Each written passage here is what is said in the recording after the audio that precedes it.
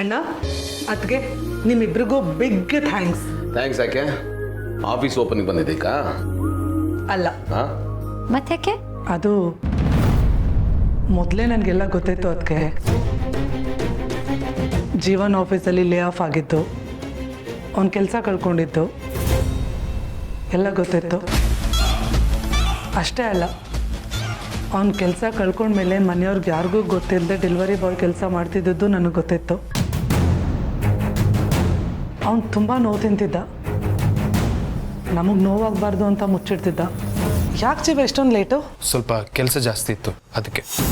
ಏನು ಹೀಗಾಗಿ ಬಂದಿದ್ಯಾ? ನೀನೇನು ಆಫೀಸ್ಗೆ ಹೋಗಿದ್ಯಾ ಇಲ್ಲ ಯಾವುದಾದ್ರೂ ಬಿಲ್ಡಿಂಗ್ ಕನ್ಸ್ಟ್ರಕ್ಷನ್ ವರ್ಕಿಗೆ ಹೋಗಿದ್ಯಾ? ಇದೇನು ಇಷ್ಟೊಂದು ದುಡ್ಡು?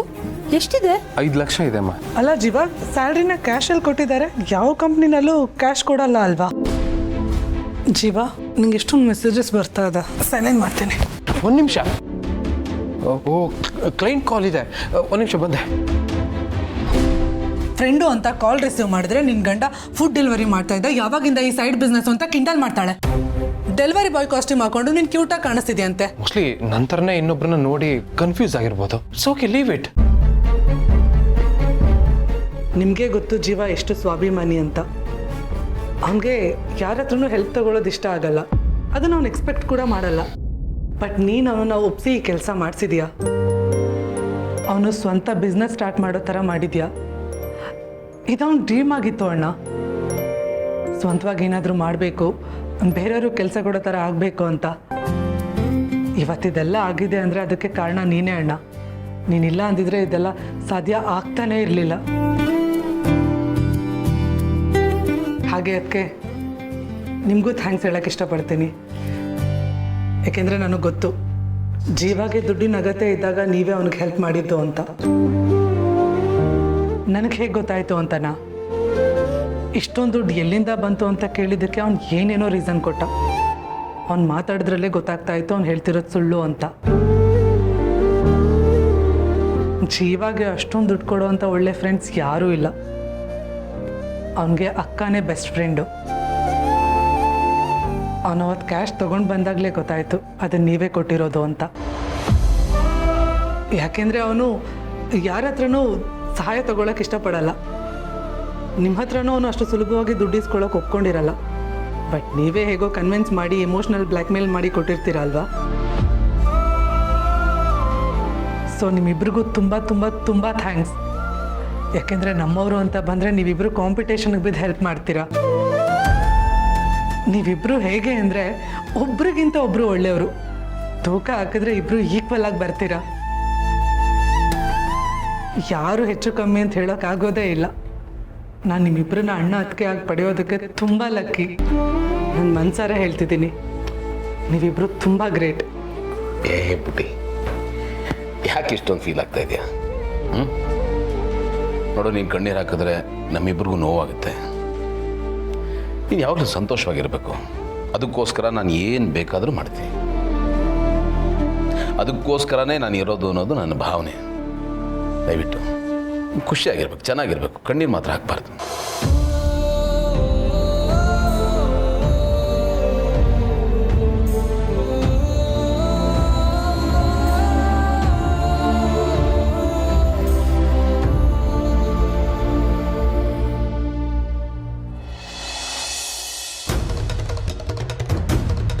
ರೀ, ಯಾಕ್ರಿ ಹಿಂಗೆ ನಿಂತಿದ್ದೀರಾ? ಬೇಜಾರಾ? ಇಲ್ಲ ಮಲ್ಲಿ,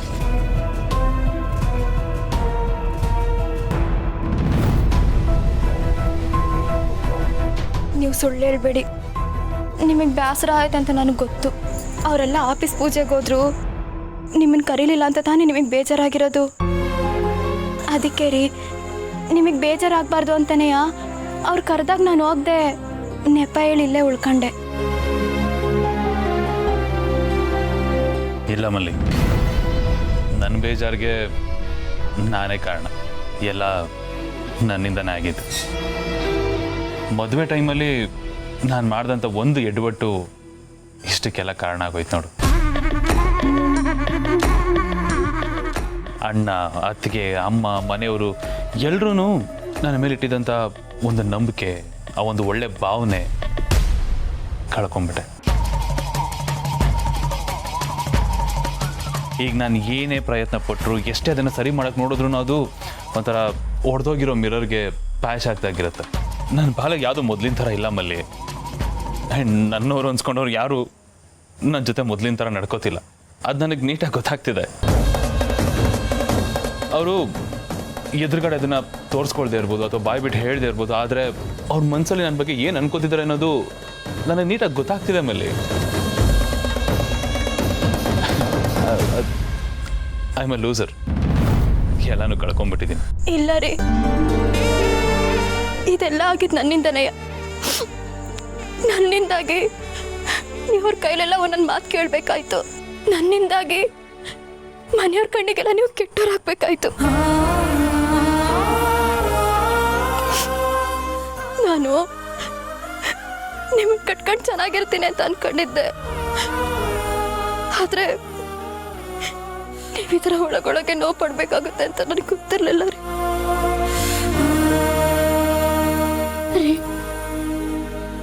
ದಯವಿಟ್ಟು ನನ್ನ ಕ್ಷಮಿಸ್ಬಿಡ್ರಿ. ಇದಾಗಿದ್ದಲ್ಲ ನನ್ನಿಂದನೆಯ.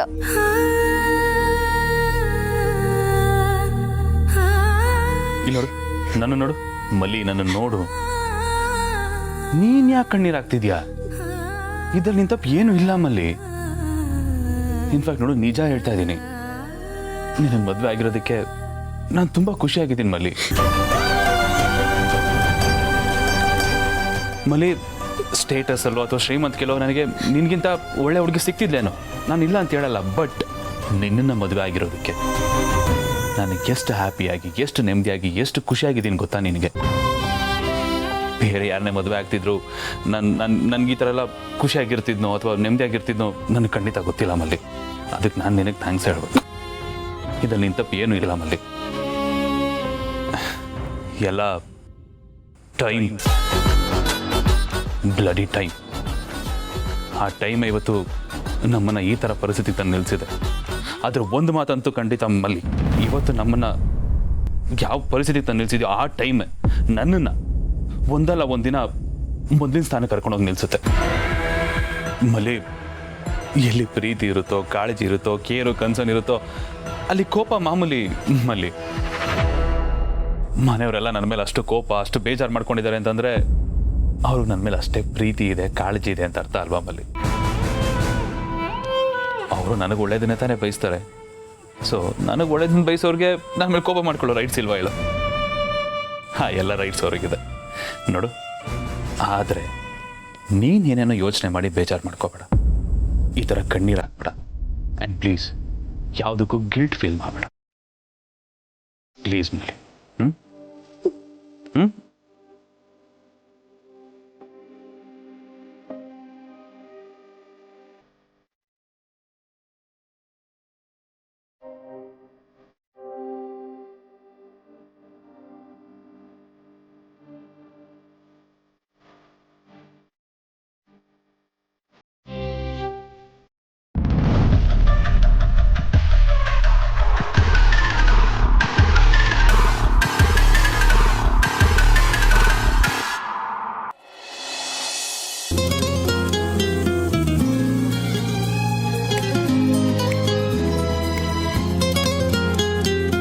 ಏನ್ ಮಾಡ್ತಿದ್ಯಾ?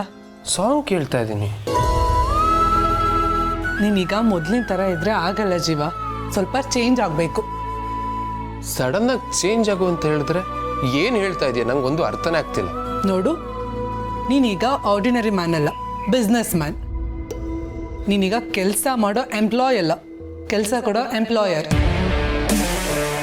So what? ಏನು ಸೊ ವಾಟು? ನೀನು ಇನ್ನು ಮುಂದೆ ಸ್ವಲ್ಪ ಸೀರಿಯಸ್ ಆಗಬೇಕು. ತೀರಾ ಕ್ಯಾಶುವಲ್ ಆಗಿ ಲೂಸ್ ಆಗೆಲ್ಲ ಆಡಬಾರ್ದು. ಸ್ಟ್ರಿಕ್ಟ್ ಆಗಿರಬೇಕು, ಫಂಕ್ಷುವಲ್ ಆಗಿರಬೇಕು. ಆಮೇಲೆ ಕರೆಕ್ಟ್ ಟೈಮ್ಗೆ ಬೆಲ್ ಹೊಡೆಯೋಕ್ಕೆ ಮುಂಚೆ ಸ್ಕೂಲ್ಗೆ ಹೋದಾಗೆ ಆಫೀಸ್ಗೆ ಹೋಗಬೇಕು. ಜಾಸ್ತಿ ಕೆಲಸದ ಕಡೆ ಫೋಕಸ್ ಮಾಡಬೇಕು. ಬಟ್ ನಾನ್ ಕಾಲ್ ಮಾಡಿದ್ರೆ ಮಾತ್ರ ಏನೇ ಕೆಲಸ ಇದ್ರೂ ಪಕ್ಕಕ್ಕಿಟ್ಟು ನನ್ನ ಕಾಲ್ನ ಅಟೆಂಡ್ ಮಾಡಬೇಕು. ಇದ್ಯಾವ ನ್ಯಾಯ? ಸಿನ್ಸಿಯರಾಗಿ ಕೆಲಸ ಮಾಡು ಅಂತೀಯ, ನೀನು ಫೋನ್ ಮಾಡಿದ ತಕ್ಷಣ ಪಿಕ್ ಮಾಡು ಅಂತೀಯ. ಅವೆಲ್ಲ ಆಗಲ್ಲ. ಸದ್ಯಕ್ಕೆ ಕೆಲಸನೇ ನನ್ನ ಫಸ್ಟ್ ವೈಫ್. ಹಾಗಿದ್ರೆ ನಾನು ಸೆಕೆಂಡ್ ವೈಫಾ? ನೋ, ನೀನು ಯಾವಾಗಲೂ ಗರ್ಲ್ ಫ್ರೆಂಡ್. ಆ ಪ್ಲೇಸ್ ನಿನಗೆ ಮಾತ್ರ. Oh, really? Yes baby.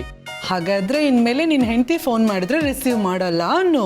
ಮಾಡೋದೇ ಇಲ್ಲ ಅಂತಲ್ಲ, ಇಟ್ ಡಿಪೆಂಡ್ಸ್. ಕೆಲಸ ಜಾಸ್ತಿ ಇದ್ದಾಗ ನನಗೆ phone receive ಮಾಡೋದಕ್ಕಾಗಲ್ಲ. I can't help it.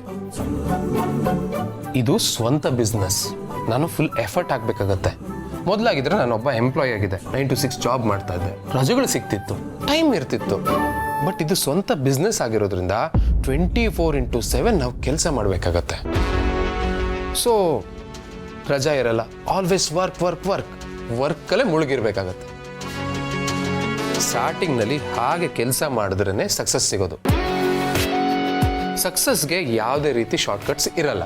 So ನಿಯತ್ತಾಗಿ effort ಹಾಕಿ ಕೆಲಸ ಮಾಡಿದ್ರೇ ಸಕ್ಸಸ್ ಸಿಗೋದು. ಬಟ್ ಡೋಂಟ್ ವರಿ, ಒಂದು ಸರಿ ಬಿಸ್ನೆಸ್ ಪಿಕಪ್ ಆದರೆ ಸಾಕು. ಆಗ ಸಿಚುವೇಶನ್ ಹೀಗಿರಲ್ಲ. ನನಗೋಸ್ಕರ ಕೆಲಸ ಮಾಡೋರು ಇರ್ತಾರೆ, ಆಗ ನಾನು ಸೂಪರ್ವೈಸಿಂಗ್ ಮಾಡಿದ್ರೆ ಸಾಕು, ನನ್ನ ಕೆಲಸನ ಇನ್ನೊಬ್ರು ಮಾಡ್ತಾರೆ.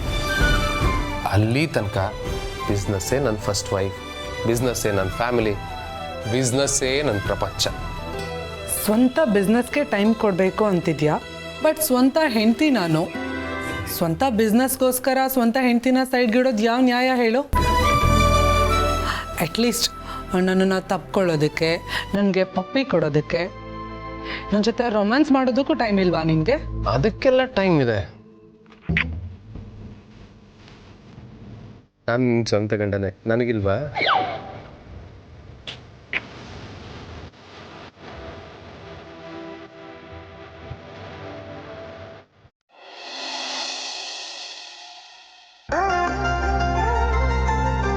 ಗೌತಮರೇ, ನಾನು ಹೋಗಿ ಮಲ್ಲಿನ ಮಾತಾಡ್ಸ್ಕೊಂಡು ಬರ್ತೀನಿ. ಸರಿ, ಅಕ್ಕ ತಂಗಿ ಇಬ್ರು ಮಾತಾಡ್ತಾ ಕೂತ್ಕೊಂಡು ಲೇಟ್ ಮಾಡಬೇಡಿ, ಬೇಗ ಬಂದ್ಬಿಡಿ. ಈಗಲೇ ಬಂದು. ಓಕೆ ಅಜ್ಜಿ, ಬಾ, ಹೊರಡೋದಕ್ಕೆ ರೆಡಿ ಆದ್ರಾ? ಅಜ್ಜಿ ಸರಿ, ಹುಷಾರಾಗಿ ಹೋಗಿ ಬನ್ನಿ. ಅಜ್ಜಿ, ನಾನು ನಿಮ್ಗೊಂದು ವಿಷಯ ಹೇಳಬೇಕಾಗಿತ್ತು. ನಾನು ಒಂದು ನಿರ್ಧಾರಕ್ಕೆ ಬಂದಿದ್ದೀನಿ. ಅದು ಸರಿನಾ ತಪ್ಪ ನೀವೇ ಹೇಳಬೇಕು. ಏನಪ್ಪ ಅದು? ನೀನು ಏನೇ ಯೋಚನೆ ಮಾಡಿದ್ರೂ ಸರಿಯಾಗೇ ಮಾಡಿರ್ತೀಯ. ದೇವ್ರು ಮೆಚ್ಚುವಂಥ ಕೆಲಸನೇ ಮಾಡಿರ್ತೀಯ. ಇದರಲ್ಲಿ ನನ್ನ ಅಭಿಪ್ರಾಯ ಕೇಳೋದೇನಿದೆ? ಹಾಗಲ್ಲ ಅಜ್ಜಿ, ಎಲ್ಲಕ್ಕಿಂತ ಅನುಭವ ಬಹಳ ದೊಡ್ಡದು, ಬಹಳ ಮುಖ್ಯ. ನೀವು ನನಗಿಂತ ಅನುಭವಿಸಿದ್ರು, ಜೀವನ ನೋಡಿದ್ದೀರಾ. ಹಾಗಾಗಿ ನಿಮ್ಮ ಸಲಹೆ ಸೂಚನೆ ಎಲ್ಲವೂ ನಂಗೆ ಬಹಳ ಮುಖ್ಯ. ಅದಕ್ಕೆ ಕೇಳ್ತಾ ಇದ್ದೀನಿ. ಹಿರಿಯರು ಅಂದರೆ ಅದೆಷ್ಟು ಗೌರವಪ್ಪ ನಿನಗೆ. ನೋಡ್ತಾ ಇದ್ರೆ ನನ್ನ ಮನಸ್ಸು ತುಂಬಿ ಬರುತ್ತೆ. ಸರಿ, ಅದೇನು ಹೇಳಪ್ಪ? ಜಿ, ಭೂಮಿಕಾ ಅವರು ಮದುವೆಯಾಗಿ ಬಂದಾಗಿಂದ ಅವ್ರಿಗೋಸ್ಕರ ಅಂತ ನಾನು ಏನೂ ಮಾಡಿಲ್ಲ. ಅವರು ಈ ಮನೆಯವ್ರ ಮೇಲೆ ಇಟ್ಟಿರೋ ಪ್ರೀತಿ, ಕಾಳಜಿ, ಇದಕ್ಕೆಲ್ಲ ನಾನು ಬರೀ ಥ್ಯಾಂಕ್ಸ್ ಹೇಳಿದ್ರೆ ಪೂರೈಸಲ್ಲ. ಅದಕ್ಕೆ ಚಿಕ್ಕಮಗಳೂರಲ್ಲಿರೋ ನಮ್ಮ ಎಸ್ಟೇಟ್ನ ಅವ್ರ ಹೆಸರು ಬರೀಬೇಕು ಅಂತಿದ್ದೀನಿ. ಗುಂಡು, ಒಳ್ಳೆ ಕೆಲಸ ಮಾಡ್ತಿದ್ಯಾ. ನಿನ್ನ ನಿರ್ಧಾರ 100ಕ್ಕೆ 100ರಷ್ಟು ಸರಿಯಾಗಿದೆ ಕೊಡು. ಅಯ್ಯೋ ದೇವ್ರೆ, ಹೀಗಾದ್ರೆ ನನ್ನ ಸಿಸ್ಟರ್ ಕತೆ ಅಷ್ಟೇ, ಅವಳ ಕೈಗೆ ಚೊಂಬೆಗತಿ. ನಿಜ ಹೇಳಬೇಕಂದ್ರೆ ನಾನೇ ನಿನಗಿದನ್ನು ಹೇಳಬೇಕಂತಿದ್ದೆ. ನೀನೇ ತಿಳ್ಕೊಂಡು ಮಾಡಿದ್ಯಲ್ಲ, ನಂಗೆ ತುಂಬ ಖುಷಿ ಆಯ್ತಪ್ಪ. ಅಜ್ಜಿ, ಈ ವಿಷಯನ ಭೂಮಿಕಾ ಅವ್ರಿಗೆ ಹೇಳೋಕೋಗ್ಬೇಡಿ. ನಾನೇ ಚಿಕ್ಕಮಗಳೂರಿಗೆ ಹೋದಾಗ ಅವ್ರಿಗೆ ಸರ್ಪ್ರೈಸಾಗಿ ಹೇಳ್ತೀನಿ. ಇಲ್ಲಪ್ಪ, ನಾನೇನು ಹೇಳಲ್ಲ. ನನಗೇನು ಗೊತ್ತೇ ಇಲ್ಲ ಅನ್ನೋ ಥರ ಇದ್ಬಿಡ್ತೀನಿ ಬಿಡು. ಸರಿ. ಹಾಗೆ ನೀವು ಹೋಗೋದಕ್ಕೆ ಮುಂಚೆ ನಂದೊಂದು ಮಾತು ನೀವು ನಡೆಸ್ಕೊಡ್ಲೇಬೇಕು. ಹೇಳಿ. ನಿನ್ನ ಹುಟ್ಟಿದಬ್ಬಕ್ಕೆ ಭೂಮಿಕಾ ಗಿಫ್ಟ್ ಕೊಟ್ಲು. ನೀನು ಭೂಮಿಕನಿಗೆ ಕಾಫಿ ತೋಟನೇ ಗಿಫ್ಟ್ ಕೊಡ್ತಾ ಇದ್ದೀಯ. ನೀವಿಬ್ರು ಸೇರಿ ಈ ಬಡಪಾಯಿ ಅಜ್ಜಿಗೆ ಮರಿ ಮೊಮ್ಮಗಳನ್ನೋ ಗಿಫ್ಟ್ ಕೊಡಬೇಕು. ಇದನ್ನ ಮಾತ್ರ ಮರಿಬಾರ್ದು. ಸುಮ್ಮನೆ ಏಯ್, ನಾಚಿಕೆ ನೋಡು. ಇದೇನಪ್ಪ ಇದು? ಸಿಸ್ಟರ್ ಇವರಿಬ್ಬರನ್ನ ಕಳಿಸ್ತಿರೋ ಉದ್ದೇಶನೇ ಬೇರೆ, ಬಟ್ ಇಲ್ಲಿ ಆಗ್ತಿರೋದೇ ಬೇರೆ. ಕಾಫಿ ಕೊಟ್ಟು ಕಾಫಿ ತೋಟನೇ ಹೊಡ್ಕೊಂಡ್ಬಿಟ್ಲಲ್ಲಪ್ಪ.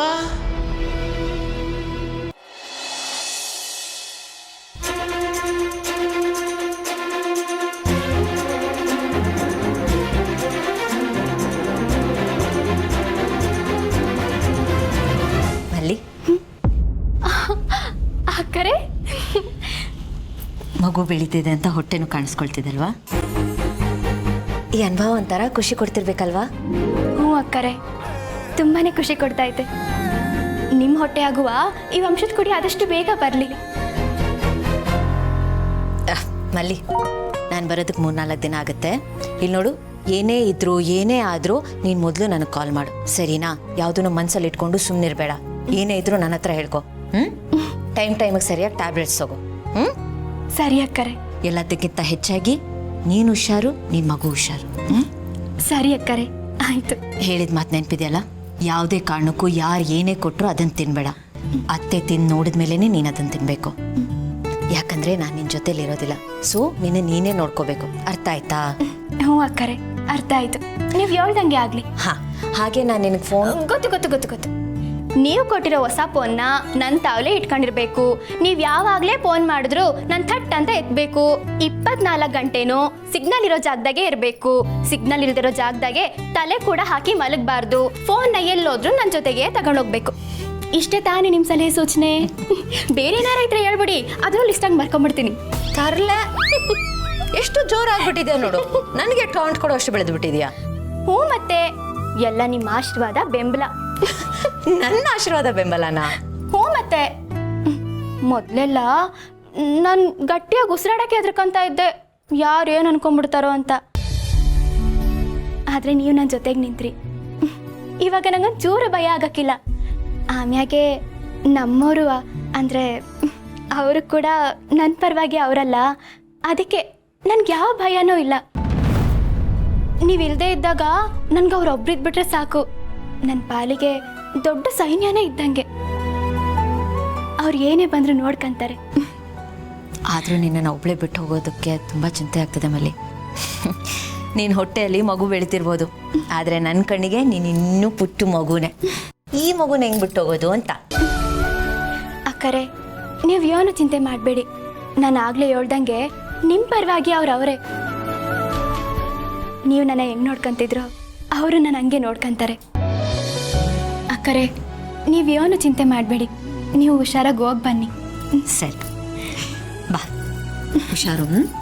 ಸರಿ. ದೇವ್ರು ಒಳ್ಳೇದು ಮಾಡಿ.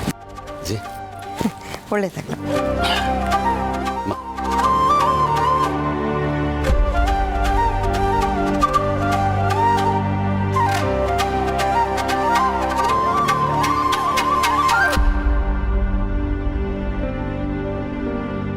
ಆಹಾ, ಖುಷಿ ನೋಡು. ನಿನ್ನ ಕಾವಲ್ಕಾರ್ತಿ ಅಕ್ಕ ಹೊರಟಾಯ್ತು. ಇನ್ನು ನಿನ್ನ ಕಳ್ಸ ಸರತಿ.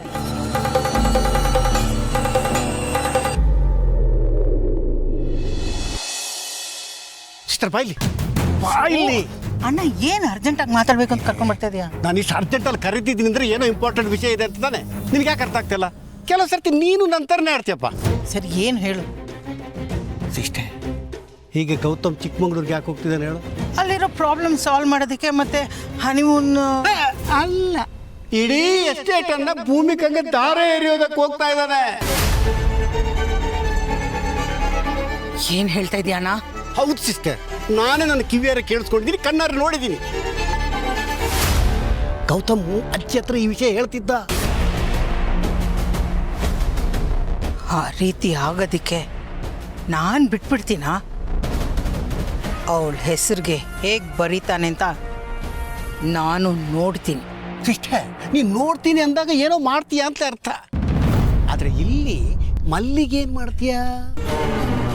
ಗೌತಮ್ ಮತ್ತು ಭೂಮಿಕಾ ಚಿಕ್ಕಮಂಗ್ಳೂರು ಮುಟ್ಟಿದ್ದಾರೆ ಅಂತ ವಿಷಯ ಬಂದಿದ್ದ ತಕ್ಷಣ ಇವಳಿಗೆ ಏನು ಮಾಡಬೇಕು ಅಂತ ನಾನು ಆಗಲೇ ಪ್ಲ್ಯಾನ್ ಮಾಡಿದ್ದೀನಿ. ನಿಮ್ಮ ಪ್ಲಾನ್ ಸಕ್ಸಸ್ ಆಗೋದಕ್ಕೆ ನಾನು ಬಿಡಬೇಕಲ್ಲ.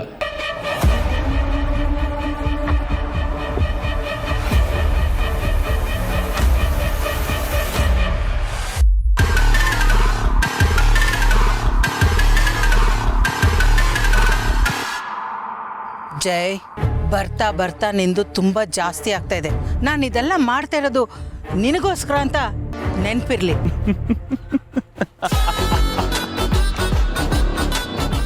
ಏನು ಮಾಮ್, ನೋಡ್ಕೊಳ್ಳಿ, ಇನ್ನೊಂದ್ಸಲ ಒಬ್ರಿಗೊಬ್ರು ಮುಖ ನೋಡ್ಕೊಳ್ಳಿ, ಚೆನ್ನಾಗಿ ಕಾಣಿಸುತ್ತೆ, ನೋಡ್ಕೊಳ್ಳಿ. ನಂಬಿಟ್ರಾ ಏನು ಮಾಮ್ ಈಗ ನಿನ್ನ ಮಗ ಜಯದೇವ್ ಅಯ್ಯೋ ಬದಲಾಗೋದ ಅನ್ಕೊಂಡ್ಯಾ ಮಾಮ್ಸ್ ನೀನು ಹಳೆ ಮಯ್ಯ ಬದಲಾಗೋದ್ನಲ್ಲ ಅಂತ ಅನ್ಕೊಂಡ್ಯಾ ಬದಲಾಗೋ ಜನ್ಮನ ಮಾಮ್ ಇದು ನಿನ್ನ ಮಗ ಜಯದೇವ್ ಬದಲಾಗ್ತಾನೆ ಅಂತ ಹೇಗೆ ಅನ್ಕೊಂಡೆ ನೀನು ಎಷ್ಟು ದಿನ ಅಣ್ಣನಿಗೆ ಅತ್ತಿಗೆಗೆ ಅಂಡ್ ಆ ಮಲ್ಲಿಗೆ ಇವ್ರು 3 ಜನಕ್ಕೂ ನನ್ನ ಮೇಲೆ ನಂಬಿಕೆ ಬರಲಿ ಅಂತ ನಾನು ಆಡಿದ್ದ ನಾಟಕ ಅಷ್ಟೇನೆ ಗೋಡೆಗೂ ಕಿವಿ ಇದೆ ಅಂತ ಕೇಳಿದ್ಯಲ್ಲ ಮಾಮ್ ಅದಕ್ಕೇನೆ ನಿಮ್ಮಿಬ್ರು ಮುಂದೆನೂ ಬದಲಾಗಿರೋ ತರ ನಾಟಕ ಮಾಡ್ದೆ ವಾ ಬಾ ಅದೇನು ಆಕ್ಟಿಂಗ್ ಮಾಡಿದ್ಯೋ ಚಿಕ್ಕೆ ನಮ್ಮಿಬ್ರು ನಂಬಿಸ್ಬಿಟ್ಟಲ್ವಾ ಏನ್ ಮಾಡ್ಲಿ ಮಾಮ್ ಸೀನು ಏನ್ ಡಿಮ್ಯಾಂಡ್ ಮಾಡತ್ತೋ ಆಸ್ ಅನ್ ಆಕ್ಟರ್ ನಾನು ಹಾಗೇ ಮಾಡಬೇಕು